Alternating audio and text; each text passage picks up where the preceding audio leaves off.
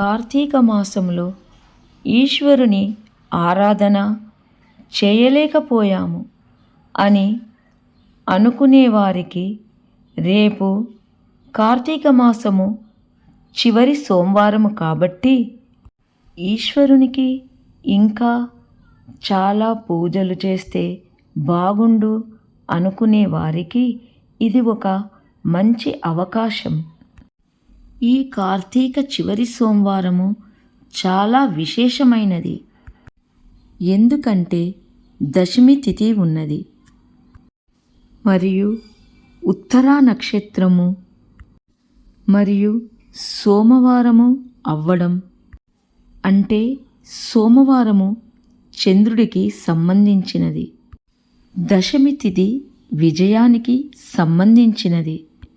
కావున ఏ సంకల్పముతోటి ఈశ్వరుని యొక్క ఆరాధన చేస్తారో ఆ సంకల్పం తప్పనిసరిగా నెరవేరుతుంది. ఇప్పటి వరకు ఈశ్వరుని దేవాలయమునకు వెళ్ళలేదు, మా సంకల్పం నెరవేరాలి అనుకున్నవారు ఈ కార్తీక మాసములో రేపు చివరి సోమవారము తప్పనిసరిగా దేవాలయమునకు వెళ్ళాలి. ఈశ్వరుని ఆరాధన చేయాలి. వారికి అంతా మంచి జరుగుతుంది. అవకాశం ఉన్నవారు బ్రాహ్మీ ముహూర్తంలో లేచి శివాభిషేకము చేసుకోవాలి. అన్ని రకాల ద్రవ్యాలతో మరియు ఎన్ని రకాల పండ్లు దొరుకుతాయో అన్ని రకాల పండ్ల రసాలతో శివాభిషేకం చేసుకోవాలి. ఈ 4వ సోమవారము చాలా విశేషమైన సోమవారము. మొదట ఇంటిని శుభ్రం చేసుకొని ఇంటి ముందు కల్లాపి చల్లి చక్కని రంగవల్లులతో ముగ్గు వేయాలి. తర్వాత ఇంటిలోని వారందరూ తలస్నానం చేయాలి. స్నానం చేసే నీటిలో కొంచెం గోమూత్రము, కొద్దిగా పసుపు, ఒక మారేడు పత్రిదలము నీటిలో వేసి తలస్నానం చేస్తే చాలా పుణ్యఫలం. తరువాత శుభ్రమైన బట్టలను ధరించాలి. ఎవరి పద్ధతి ప్రకారం వారు బొట్టు పెట్టుకోవాలి. స్త్రీలు తప్పనిసరి కుంకుమ బొట్టును, గాజులను ధరించాలి. పాదాలకు పసుపు రాసుకోవాలి. తలలో పుష్పములను ధరించాలి. తర్వాత పూజామందిరంలోకి వెళ్ళి మనము కూర్చోవడానికి ఒక ఆసనం వేసుకొని పూజాగదిని మొదలే శుభ్రం చేసుకొని ఉంచాలి. తర్వాత ఆసనం వేసుకొని మన దేవుని గదిలో ఉన్న చిత్రపటాలను తుడిచి గంధము, కుంకుమతో బొట్లు పెట్టాలి. దేవుని గదిలో ఉన్న దేవతామూర్తులను శుభ్రమైన నీటితో కడగాలి. వాటిని శుభ్రంగా తుడిచి గంధము, కుంకుమతో బొట్లను పెట్టాలి. దీపపు కుందులలో ఆవు నెయ్యి కానీ నువ్వుల నూనె కానీ పోసి వెలిగించాలి. దీపపు కుందులలో 3 వత్తులు వేసి గంధము, కుంకుమ పెట్టాలి. తర్వాత వినాయకుని పూజ చేయాలి. చిత్రపటాలకు పూలమాలలను సమర్పించాలి. ఒకవేళ మాలలు లేకుంటే పుష్పములను సమర్పించాలి. ముఖ్యంగా శివునికి బిల్వదళాలను సమర్పించాలి. ఇలా సమర్పించినట్లయితే 3 జన్మలలో చేసిన పాపము తొలగిపోతుంది. గన్నేరు పుష్పములను, తుమ్మి పుష్పములను దొరికినచో ఆ మహాదేవునికి తప్పనిసరి సమర్పించాలి. ముఖ్యంగా ఆ మహాదేవుడు అభిషేక ప్రియుడు కాబట్టి వీలున్నవారు ఆ మహాదేవునికి, ఆ శివునికి అభిషేకము చేయాలి. ఈ విధముగా చేసినచో ఎల్లవేళలా ఆ మహాదేవుని యొక్క ఆశీర్వాదము మన వెంటనే ఉంటుంది. కార్తీక మాసము రేపు చివరి సోమవారం కాబట్టి ఎవరైనా నారికేల దీపం వెలిగించకుంటే ఈ సోమవారం రోజు వెలిగించవచ్చు. ముఖ్యంగా సోమవారం రోజు బిల్వాష్టకము కానీ స్తోత్రములు కానీ ఏవైనా చదువుకోవచ్చు. మనకు ఏవి వస్తే అవి చదువుకోవాలి.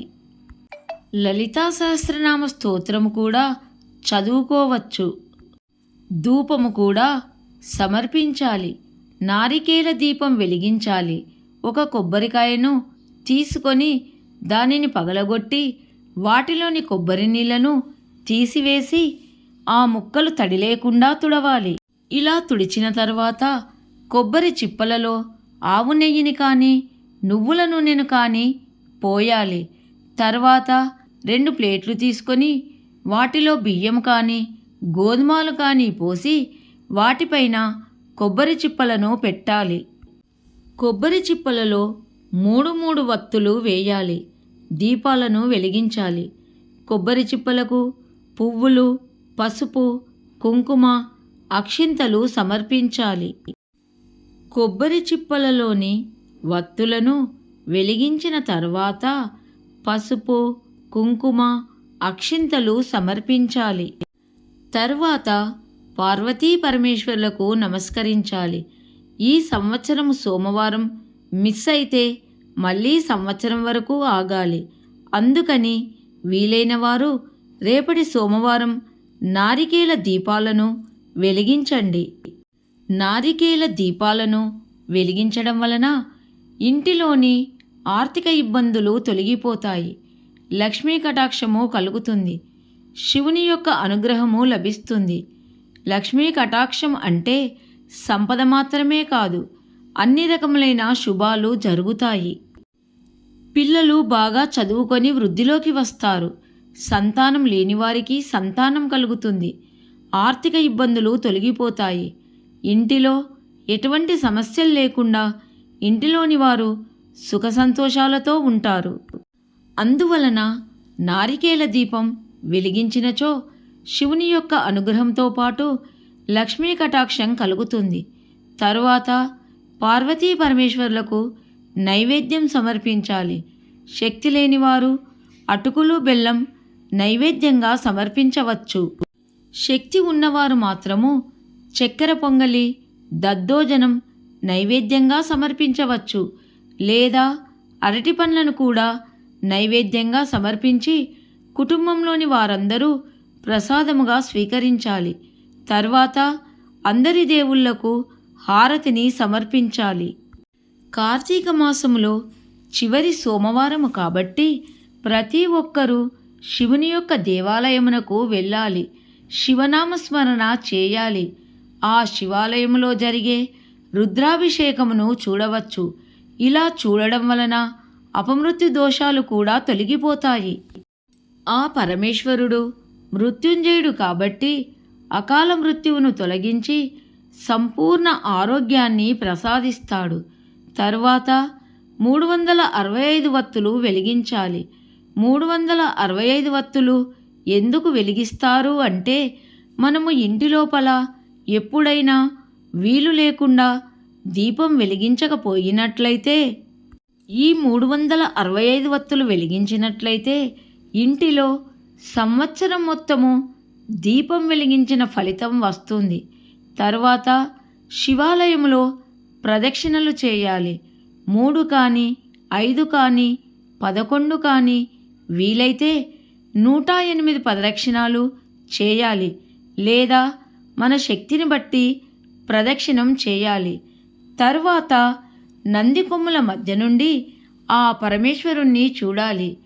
ఏమైనా సమస్యలు ఉన్నా, కోరికలు ఉన్నా ఆ నందీశ్వరుని యొక్క చెవిలో చెప్పాలి.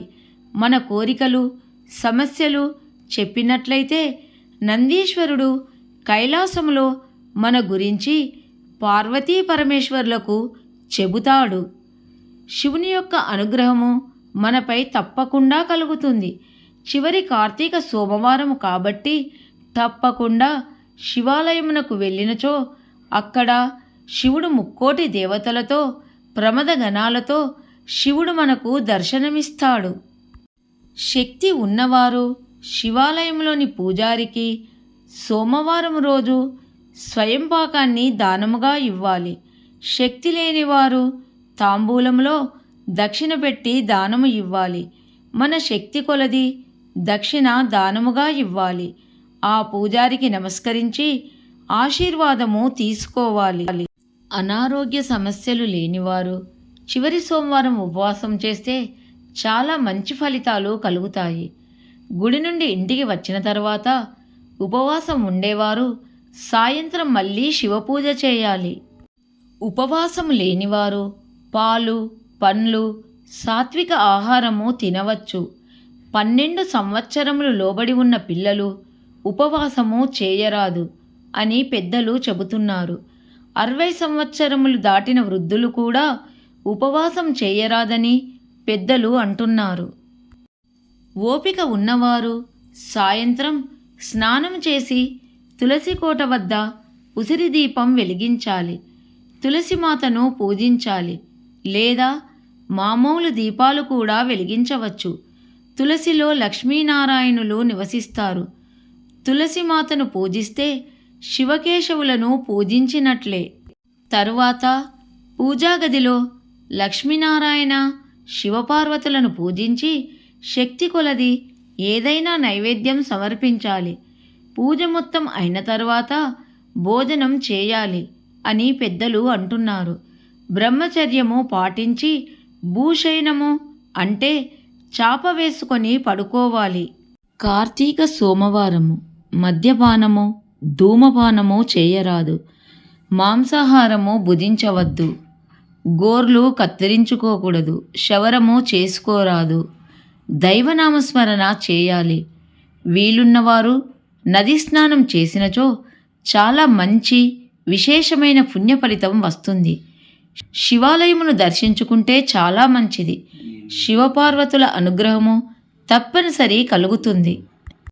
కార్తీక సోమవారము చివరి సోమవారము కాబట్టి వీలున్నవారు ఇత్తడివి కానీ వెండివి కానీ దీపపు కుందులను దీపదానము చేసినచో విశేషమైన పుణ్య ఫలితం వస్తుంది.